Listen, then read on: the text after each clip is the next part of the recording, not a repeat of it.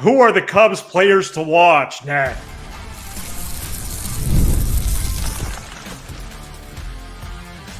You are Locked On Cubs, your daily Chicago Cubs podcast. Part of the Locked On Podcast Network, your team every day.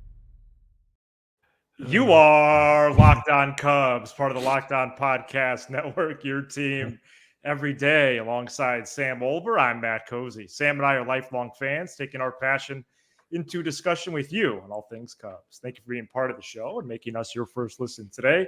And the best way you can help us grow the show is to listen every day, like the video, and comment anything below. Today's episode is presented by FanDuel, now through September 22nd. All FanDuel customers can bet $5 and get a 3-week free trial NFL Sunday ticket from YouTube and YouTube TV. Visit FanDuel.com/lockedon to get started. There are 37 games left in the 2024 season for the Cubs, which is a little bit hard to believe. And if these games don't matter as much for the team, then they sure as heck matter on an individual level. At least I think so, at least for a few select of these players, Sam. And where would you like to start? Because there's a lot of starters right now, a lot of players on this roster that seem to be in a position to return no matter what. But we'll see what Jed Hoyer and company do this offseason. Where are you looking at in terms of rest of 24 into 25 as, hey, here's what I want to see from this person and why? Well, is that a rhetorical question? Because I can answer it for real. Yeah. I'd like to start by saying, man, has it been beautiful this season on off days when we don't have to watch this team. It has just been so relaxing. I come in with a positive attitude for this show. I'm clear-minded instead of after the games. I just feel very poised and gathered with my thoughts despite a very difficult dentist appointment on Monday afternoon for my finances. As far as the Cubs go, what players to watch the rest of the season? Is that what you're asking me? Yeah, because I think a certain player is going to be a key to the offseason for his second straight year because of his option situation. Yeah. You got dudes like Bush and PCA that could be big pieces in the future. Yeah. And then you really have four pieces, I think, in Happ, Suzuki, Paredes, and Swanson that are locked in, or basically 99%. So that really leaves... So the whole team is to watch. Let's just watch all of them. I think Horner and Amaya are going to be in different roles or not on the team. But yeah, probably everybody else is going to be back depending on what Bellinger does. I'm watching PCA closely. I'm not really watching anything more than just his swing decisions, his eye. In these last 37 games, can he show signs of being able to take walks and work counts a little bit more? And on 2-0 pitches, is he swinging, a lot lately with this Cubs offense, a lot of 2-0, 3-1 defensive cuts, swinging at pitchers' pitches on those times when, like Suzuki, it's like a predetermined 3-1 swing. Doesn't make sense. You're supposed to be swinging if it's middle in that spot or a pitch you like. So, of course, PCA tops the list, followed by Bellinger for the finance part of it. Right. Can he have a really strong 37-game finish and opt out? A lot of people have asked me, Sam, why do you want Bellinger to opt out? Same reason I wanted Jameson Taillon to be traded. Not saying those guys aren't productive and won't be productive, but I think there's a better bang for your buck out there than what you're currently paying for with these guys. I'll be watching very closely Shota Imanaga's last 3-4 starts just to see how he finishes. How's the zip on his fastball? Is there anybody left that he's going to face for a second time? I believe he's scheduled to face the Marlins, so that'll be the second time he'll face them, although it's a lot different group of hitters because they've traded so many guys. He'll probably face the Pirates one more time, things of that nature. I think we know what we have in Bush. I don't necessarily think Bush has a massive ceiling. I kind of think this is what he is, and that's fine. He's had a very fine campaign, just like Ian Happ's had a fine campaign, just like Suzuki offensively's had a fine campaign. But as we've said, like we're broken records, having 3 or 4 guys having fine seasons isn't going to be good enough unless you have somebody that's really, really, really good on top of that. So not to disrespect you, of course, or your question, but to me, not over the next 37, these guys are what they are at this point. I'm not really watching anything. I'm not gonna focus too much on anything outside of probably PCAs, ABs. That's the one that sticks out to me. Well, I think part of the conversation is just and Porter Hodge too. It's really the admission that there's not much to discuss. Right. Which in a way you could say adds to some annoyance, some frustration. Not on an off day. I'm in a pleasant mood. The Bellinger thing to me is easy. If somebody would ask me, if he opts in, there goes $30 million for a nice player, right? And using that terminology, who likely starts in right field for 2025. Yep. That 30 M's could be used on, you could argue, two other good players. Possibly a closer, by the way. Sure. And again, maybe they do that anyways, but I do think he could still be valuable, especially as someone who can opt out for 26, but they can reallocate that money towards somebody else. And so, if he ends on a hot run, I do think that conversation will ramp up. Agree. I don't really have anything to say about that foursome of Happ, Suzuki, Paredes, and Swanson. I would like to see Paredes step up, offensively and defensively, and finish strong. Sure.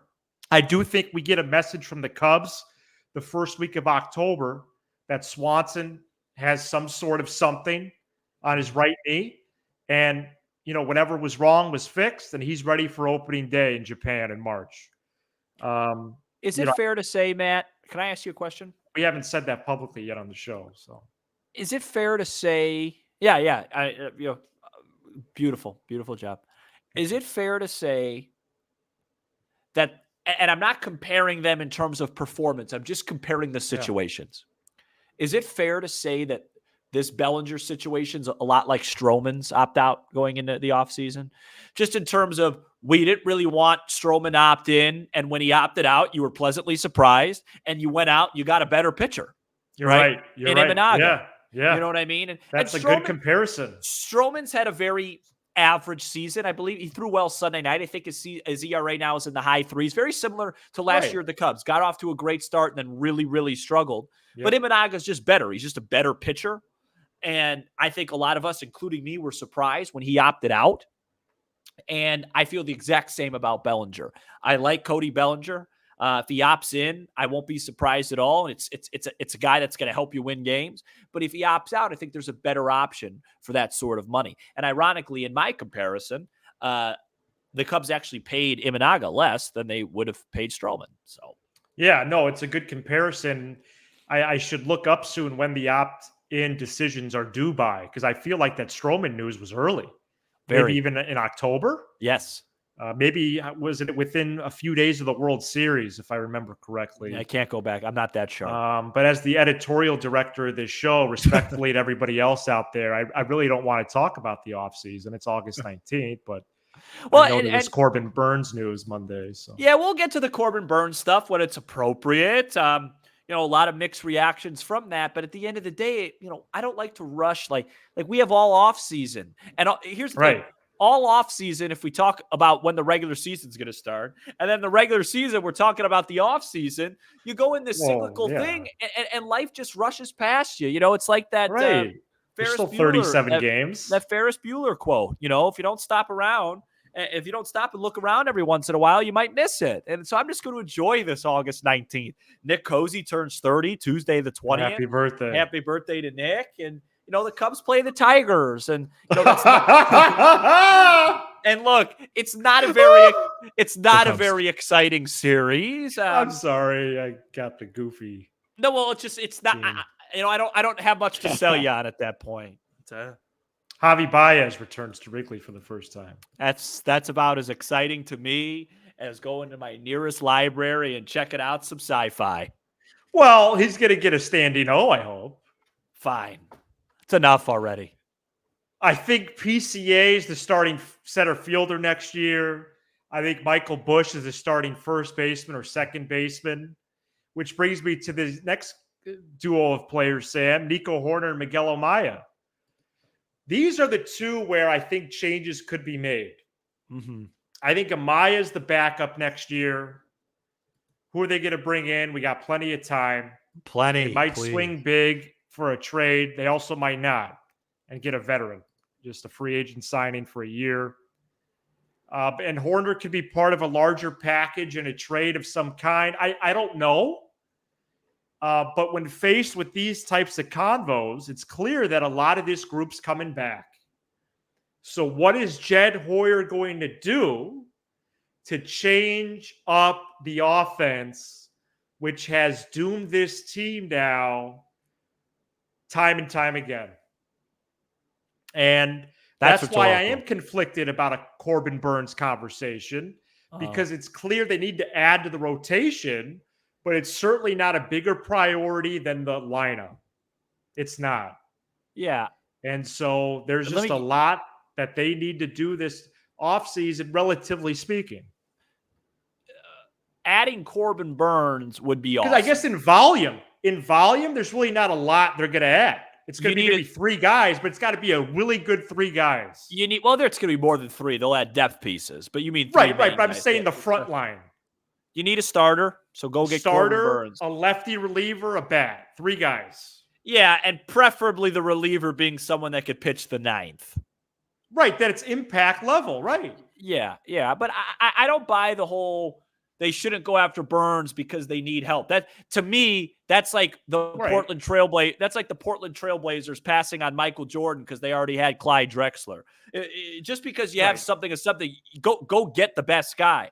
What bothers me is that they're going to go try and get Corbin Burns so they can lure you away from the fact that they won't even be sitting at the table for Juan Soto. And let's pause. Yeah. We'll pick that up October 24th. Yes, I think so too. All right. Well, then coming up next, we're going to talk some Matt Shaw, some Owen Casey, some Jordan Wicks, possible September call-ups coming up next. You've heard us talk a lot about FanDuel, America's #1 sportsbook. Well, we have something a little different for you. Now through September 22nd, all FanDuel customers can bet $5 and get a 3-week free trial of NFL Sunday Ticket from YouTube and YouTube TV. Then with the YouTube TV base plan, you'll be able to watch every regular season Sunday afternoon out-of-market game. All you need is a Google account and a current form of payment, and you could cancel anytime. Why is this so interesting? Well, if you're out of market and you watch a team like the Chicago Football Bears, their over-under wins is 8.5. They got a quarterback now by the name of Caleb Williams. I would say that the Bears are one of the most must-see teams in the NFL this season, and you're going to want to catch that on Sunday Ticket if you don't live in Chicago. And if you do live in Chicago, go watch Patrick Mahomes. He might be the best quarterback to ever do it. I like the Chiefs this year. I think the Bengals on FanDuel are going to win the division. I'm not into college football yet, Matt, but I know the Iowa, I think their over-under on FanDuel is 8.5. There's just so many bets that need to be made. That's why you need FanDuel. So visit FanDuel.com/lockedon to download America's #1 sportsbook.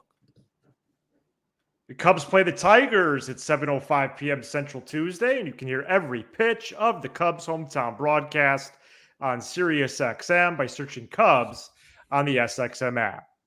Owen Casey and Jordan Wicks are likely going to be the September call-ups when rosters expand from 26 to 28 on September 1st. One position player and one pitcher, at least that's how it's trending. Last week there was a report about Owen Casey being the position call-up, and if you map out the calendar, Jordan Wicks, after his 4 rehab outings, it's going to be about September 1st. So Wicks rehabbing from that injury has kept him out since mid-June, while Casey is eligible for the Rule 5 draft this winter. So that's an incentive to bring him up on September 1st, as he needs to be added to the 40-man roster soon anyways. But, Wicks is getting hammered right now, Sam. I might want to see Jack Neely instead. I got to be real. He was the main one of the pieces in the Mark Leiter trade from the Yankees. And Neely's been lights out at AAA so far in his handful of outings. And Casey offers a power profile, but strikes out a lot. and really how many plate appearances he going to get down the stretch. And you could say the same about this next guy I'm going to bring up, but for right now, Jack Neely excites me more. Big right-hander, and Matt Shaw, Sam, who you've been talking about since March. Matt Shaw, since the All-Star break, slashing 358, 438, 600 with 6 home runs in 27 games.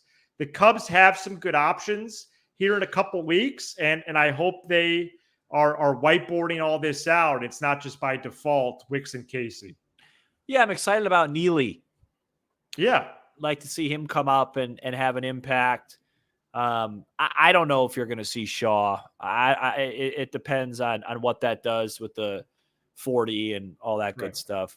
Can I ask you a question off topic? Right. Did Baez return yet to Wrigley Field, or was this be his first? I don't believe him and Rizzo haven't returned yet. Well, then that actually is somewhat interesting. I'm thinking of Bryant. Somebody's returned like 2 or 3 times already. It's probably Bryant. Yeah, Bryant returned with the Giants almost right away. And then the Rockies last year and the Rockies this year. Yeah. That's what. So I was thinking when you said that, it was just going to be another return. But if it's the first one, that actually is a decent selling point. Okay. I don't want to sound insensitive. I forgive you. So. Great. Yeah, the September call-ups are, we'll see. I don't think it's going to be, I think it's just going to be Casey and Neely. And who else did you say? Wicks, possibly? Possibly, yeah. Yeah, I don't really look, he doesn't count for me because he started the year at the big group. So, guys that we haven't seen, I think it's going to be Casey, Neely. I don't know if you'll see Shaw. The big question surrounding Matt Shaw for me, this is me personally, right, is will Nico Horner be traded in the offseason in a deal that brings back a catcher, right? We're talking Horner, Triantos, Alcantara for a catcher. Does Matt Shaw maybe Casey too? Does Matt Shaw make the opening day roster and start at second base in Japan? I would lean heavily towards no. It's probably going to be like a May call up, and Lord knows this team could use a boost in May after the last 2 Mays that they've had. Who would play second then in Japan?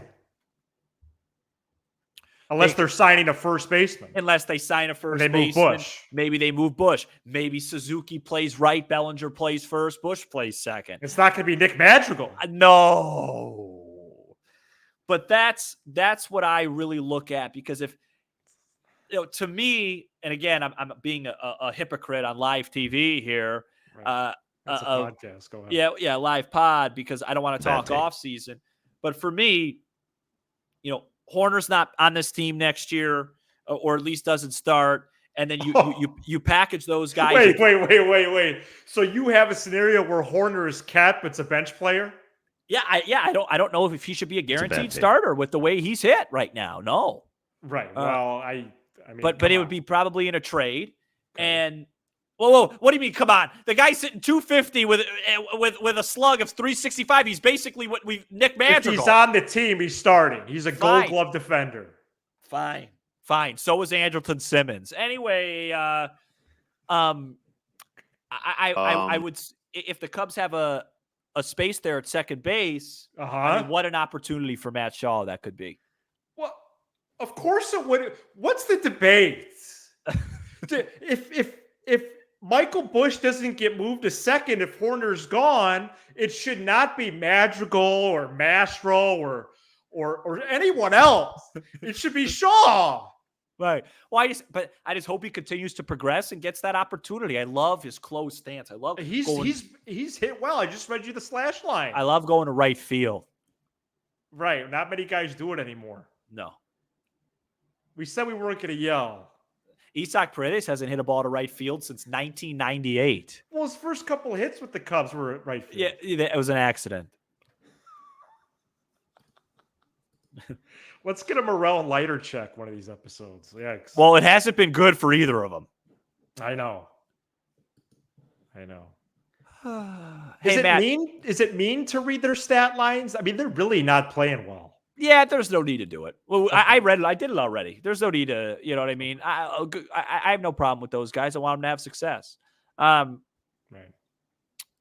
Matt, did you see before we preview the Cubs Tigers, I talked about yesterday how the Not Braves, much to preview because neither teams announced their pitchers, which is absurd. Well, you said it. You say sometimes you say some things Pro that like sports teams are absurd sometimes. Sometimes you'll say something where it's like you respond really quick, and so it doesn't register, but you actually say the exact like the headline. You said it. The whole draw this week is Baez return tomorrow night. That's it. That's the draw. I didn't realize that he didn't come back. Now I'm interested to see that type of reception. I mean, he'll get a standing O for sure. I hope so. But it's just kind of awkward because I think he so clearly isn't happy where he's at and he hasn't performed. He's not even starting right now. Yeah, isn't it him and McKinstry? Don't they have a platoon? I mean, I checked the lineup last night. He wasn't even in it. Yeah, I think him and McKinstry, two former Cubs in very different ways, are platooning. But what I was going to say is, remember yesterday's show, I was talking about how injured the Braves have been. Yeah, by a lot. Austin Riley today, broken hand, out, probably the rest of the year, and they're still going to probably make the playoffs. They're missing. They might squeeze in, but yeah. Harris, they missed for a while. Acuna, Albies, Riley, Strider, Fried. This is an all-star team that they're missing. Yeah, I mean they were a World Series, one of the World Series favorites entering the year. Wild. How and they're still going to win 90 games with all those guys hurt? Yeah, maybe. I mean, Chris Sale's been a Cy Young candidate for them.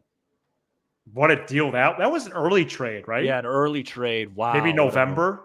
Very shrewd. Anthopoulos, that's their GM's name, right? Alex Anthopoulos. Yeah, former Blue Jays executive. He's had a great career in Atlanta. He's a smart guy. Coming up next, we are going to preview Cubs, Tigers, what to watch for in that series, including Javi Baez. Stay tuned. Today's episode is brought to you by Prize Picks, America's #1 daily fantasy sports app with over 5 million active members. Wow. Prize Picks is the easiest and most exciting way to play daily fantasy sports. Unlike other apps, on Prize Picks, it's just you against the numbers. All you do is pick more or less in 2 to 6 player stat projections and watch the winnings roll in. Get in on the daily action with your friends and become part of the Prize Picks community today. You can now win up to 100 times your money on Prize Picks with as little as 4 correct picks, and you can turn $10 into $1,000.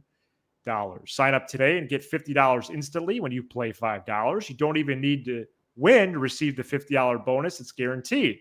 And the experience of playing with Prize Picks is so simple and fun. And right now, one Caleb Williams passing yard, gets you 1 win on Prize Picks every single week in September. That's right. Only 1 yard gets you an automatic win every football weekend in September. 4 weeks of free dubs. Don't miss this deal on Prize Picks because it's gone when September ends. Download the Prize Picks app today and use code LOCKEDONMLB for a first deposit match up to $100. That's LOCKEDONMLB on Prize Picks for a deposit match up to $100. Prize Picks. Run your game. All right, we're back here on Locked On Cubs. Last segment here on a Monday for Tuesday episode. Cubs and Tigers begin a 3-game series at 7:05 Central Tuesday. Wednesday will be the last 7:05 game of the year. Wow. And then the series finale at 1:20 Thursday. The Tigers are also 61-64, identical records from these teams. Cubs are missing Cy Young candidate Tarek Skubal, who pitched on Sunday Night Baseball. Riley Green and Kerry Carpenter, Sam, are once again the main threats. They're back in the lineup. And, I don't have probables here, but it would be Assad, Tyone, and Hendricks turn in the Cubs rotation, although Justin Steele could pitch Thursday with Hendricks opening up the series in Miami on Friday. Anything stick out to you here? It's kind of like deja vu because I think right around this time last year, maybe a little bit later in the year, we played Detroit. And I remember it was the exact same time. And I remember being in this very chair with this very microphone and this very computer and saying, watch out for Green and Carpenter. Right. Because, and I'm pretty sure Riley Green, I think he just came off the IL last night, Sunday night, and Carpenter just came back recently. So those are the two guys. And Baez will do something this week. And they got a couple prospects that are up now. Yeah, Baez will do something. He'll do something. It's just that he'll do something. It's just the way it goes. Yeah, hit a double, hit a homer. Tuesday night's supposed to be chilly. But by game time, we're talking early 60s. So that wind will be howling in. Assad will be on the mound. Allegedly. And hopefully, I think they announced him, didn't they? Or am I wrong? No, I'm telling you, at recording time, there's nothing. I'll check. Well, I believe you. I just hope that Assad throws strikes because it should be pretty easy to keep the ball in the park. And they just announced, and Hendricks is being switched. It's Saad Tyone Steele. Yeah, that makes sense. Tigers have not announced their starters. Less than 24 hours till first pitch. That's cool. I like that they gave Steele that Thursday matinee against Detroit. Oh, that's great. Glad I got to see him. I would just like to say, I'm thinking of like a guy to pick to click for this week. Sure. And I don't really, I know that's a Sox term. Sorry. PCA. And I don't really have one. I'm just trying to think because I really want like Suzuki or Bush for my fantasy team because I'm in the playoffs. Yeah, I like watching Bush play. Yeah, but neither one of them's really hit the ball well recently. Right. Bush had that triple on Saturday. Yeah. I think it stinks that PCA's stolen base thing got ruined for getting picked off. He wasn't trying to steal. He just didn't get back. It should be. I don't like that that's a caught stealing. It's ticky-tack. All right. Well, that's about it. Tuesday night, we'll cover a nice win. Cubs will win that game. Thank you so much for checking out this edition of Locked On Cubs. You give us 20 to 30 minutes. We'll give you all things Cubs with the 5-2 Neris with the save. Be sure to subscribe. I hope not. He's gonna close, dude. Smash. Why? Why is he gonna close? I don't know, but counsel said that Lopez only came in because Neris threw a bunch of pitches. Stupid decision if he does that. It should be Lopez. I can't wait to review counsel season. Well, I could do that right now. $8 million. Yeah, well, 40 if you want to do the whole math of the deal. We're done. Go Cubs. He's Sam Olber. I'm Matt Cozy. This is Locked On Cubs. It's a bad take.